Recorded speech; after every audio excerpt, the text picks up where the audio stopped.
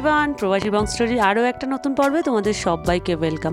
তো আজকে সকালটা শুরু হয়েছে একটা ভুল দিয়ে, কিন্তু ওই যে কথায় বলে শেষ ভালো যার সব ভালো তার। তো আজকের ভ্লগটা দেখতে থাকো, আশা করি ভালো লাগবে। যেটা ভুল হয়েছে সেটা হচ্ছে আমি ঘুম থেকে উঠতে পারিনি। ঋত্বিকও আমাকে ডেকেছিল অনেকবার, কিন্তু আমার কোনোভাবেই ঘুম ভাঙেনি। আর মানে পুরো রাগটাই গিয়ে ঋত্বিকের ওপর পড়েছে। তো যাই হোক, রিভুন বাড়িতে মানে যখন ঘুমটা ভেঙেছে তখন আর কি মাস চলে যাওয়ার টাইম হয়ে গেছে। তো রিভুন বাড়িতেই রয়ে গেল, আর কিছু করার নেই। আর তখন দিয়ে আসার মতো অবস্থা ছিল না সব কিছু রেডি করে। তো অনেক দিন পরে চিয়া সিডটা এসছে, আমার চিয়া সিডটা শেষ হয়ে গেছিলো। তো আজকে ওটা গরম জল দিয়ে ভিজিয়ে রাখলাম, আর একটুখানি লেবু আর মধু দিয়ে খেয়ে নেব। তো এই কভারগুলো অনেক কষ্টে খুঁজে পেয়েছি। এই কভারগুলো থাকলে না ভীষণ সুবিধা হয়, আলাদা করে কোনো কিছু দরকার হয় না, আর এগুলো একদমই লিক প্রুফ। তো সেটাই আর কি, লেবু আর মধু দিয়ে আর সামান্য একটুখানি ব্ল্যাক সল্ট ইউজ করি আমি, নইলে একদম লেবুর যে একদম ট্যাঙ্গি ভাবটা আমার মানে মুখ টক হয়ে যায়, যেটা করা উচিত না। একটু বিট লবণ অবশ্যই মেশানো উচিত। তো যাই হোক, সেটা খাওয়া দাওয়ার পরেই হচ্ছে রিভুনের বায়না ছিল, মানে কি খাবো কী খাবো। তো রিভুনকে বাড়ি থাকলেই তো রিভুনের শুরু হয় দিনটা, কি কি খাবো আজকে আমি। তো সেই জন্য কী খেতে চাই তোমার, তো বলেছিল রুটি আলু ভাজা। তো ওকে সেটাই দিয়ে দিয়েছি। এদিকে মুগ ডালটা ভিজিয়ে রেখেছিলাম রাত্রে, এটাকে রসুন, নুন আর হলুদ আর তেল দিয়ে সেদ্ধ বসিয়ে দেবো। আজকে রান্নাটা করব হচ্ছে মানে শুধু মাছের মাথা দিয়ে ডাল আর একটা কিছু ভাজি কিছু একটা করে নেব। তো এদিকে আলুগুলো কেটে নিচ্ছে। আমি মাছের মাথার ডালে একটু ছোটো করে আলু দিই, তো এরকম ডুমো ডুমো সাইজের আলু নিচ্ছি, আর পরিমাণ মতো পেঁয়াজটা একটুখানি কুচিয়ে কাচিয়ে নেব, তাহলেই হয়ে যাবে। আর মানে কি বলো তো, এর বেশি রান্না করার থাকলেও ইচ্ছা করছিল না, কারণ পুরো রাগটাই গিয়ে ঋত্বিকের ওপর পড়েছে। কারণ ঠিক করে আমাকে কেন ডাকলো না, প্রয়োজন হলে জল ঢেলে কেন উঠিয়ে দিল না। মানে স্কুল কামাই জিনিসটা আমার একদম পছন্দ না। তো রিভুন অনেক দিন ধরেই বায়না করছিল, একটা দিন যাবো না, একটা দিন মানে একটা ওয়ার্কিং ডেজ ও স্কুল কামাই করবে। আর রিভুনের দাবিটা হচ্ছে এরকম। তো ওর মা তো ওই দাবিটা কোনো দিনই মেনে নিত না, শুনতো না। তো ভগবান বোধহয় ওর দাবিটা মেনে নিয়েছে। তো যাই হোক, রিভুন তো বেজায় খুশি, কিন্তু রিভুন বাড়ি থাকলে আমার খুব অসুবিধা হয়। চলো রান্নাটা সেরে নিই। মাছের মাথাটা ভেজে তুলে নিয়েছি, এবার জিরে ফোড়ন দেবো। শুকনো লঙ্কা দিতে পারো, আমি দিই না। এবার আলুগুলো ভেজে নেব।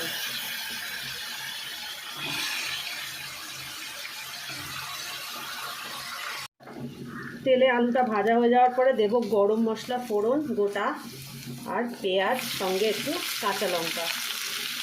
তাহলে হচ্ছে গরম মশলার গন্ধটা একদম উঠে যাবে না, সেই জন্য আলু ভাজার পরে গরম মশলাটা তেলে দিলাম।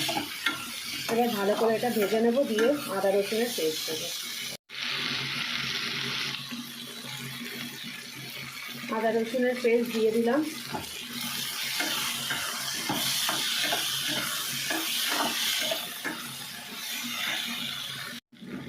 এবার এর মধ্যে অ্যাড করব জিরে, ধনে, পরিমাণ মতো হলুদ আর Kashmiri red chilli powder, just কালারের জন্য।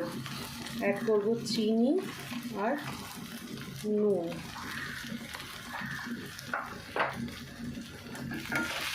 একটু হালকা শুকনো নেড়ে চেড়ে তারপর এর মধ্যে জলটা দিয়ে দেবো, তাহলে মশলাটা পোড়া লাগবে না।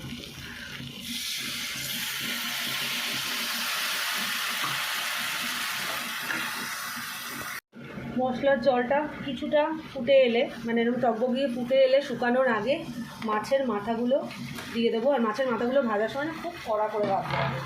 যত কড়া করে ভাজা হবে তত মুচমুচে হবে, তত বেশি টেস্ট হবে। দেখো মরমর করে আওয়াজ হচ্ছে। একদম ছাঁকা তেলে এটা কিন্তু ভাজতে হবে, তবে কিন্তু টেস্ট হবে। এবার মশলাটা কষা অবধি এই মাছের মাথাটা দিয়ে একবারে কষিয়ে নেব।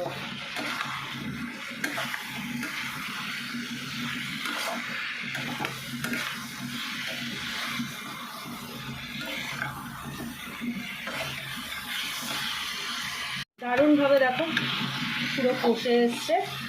এবার অ্যাড করে দেবো আগে থেকে সিদ্ধ করে রাখা মুগ ডালটা। অল্প পরিমাণে জল অ্যাড করবো যদি লাগে তো।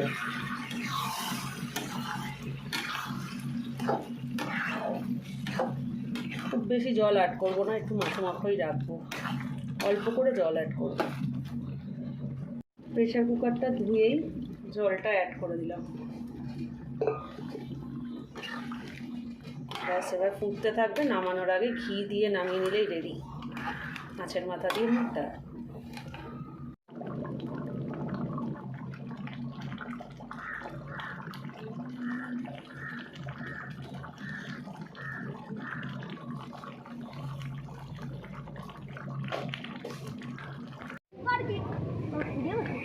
গড এই কেকটা খাওয়ার জন্য শুতে যেতে পারেনি।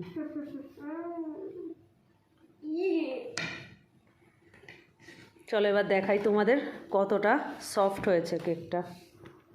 একটু স্পঞ্জ করে দেখ। দেখো চিপকে ফেলেই দিল, এখনো ধোয়া বেরোচ্ছে। খেয়ে দেখ।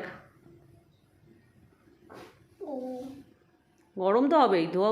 এই কেকটা বানানোর সময় রিভুন এত তাড়া দিয়েছে, আর কড়াইতে আমি ফার্স্ট টাইম যেহেতু এই কেকটা বানাচ্ছি, আমি জেনারেলি আমার মাইক্রো ওভেনে কিংবা আমার এয়ার ফ্রায়ারে বানাই, তো মোল্ড শেষ হয়ে যায়, যে পেপার মোল্ডগুলো না থাকলে তো এয়ার ফ্রায়ারে বানানো যায় না, যে কারণে কড়াইতে ট্রাই করলাম। তো আমি মানে ঠিক করে মাথা খাটিয়ে যে কোনটা ঢাকা দিলে বেশি হবে, এটা যে উপচে যাবে আমার মাথা থেকেই বেরিয়ে গেছে। তো যাই হোক, এই বুঝতেই পারছো যে থালায় লেগে গেছে। পরে আমি একটা উঁচু মানে বাটি দিয়ে ঢাকা দেওয়ার পরে কেকটা একদম পারফেক্ট হয়েছে। ওই যে শুরুতে বলেছিলাম শেষ ভালো যার সব ভালো তার, তো ফাইনালি কেকটা একদম পারফেক্টলি ডিমোল্ডও হয়েছে, আর পুরোটা মানে পারফেক্টলি বেকও হয়েছে। এইটা মানে ভেবেই আর কি পুরো দিনের সমস্ত কিছু দূর হয়ে গেছে। তো যাই হোক, এই ছিল আজকের মতো আমার পুরো দিনের রোজ নামচা। তো চলো দেখা হচ্ছে নেক্সট পর্বে। ততক্ষণ টাটা, সবাই খুব ভালো থেকো, আর অবশ্যই কিন্তু ফলো করে নিও একটু।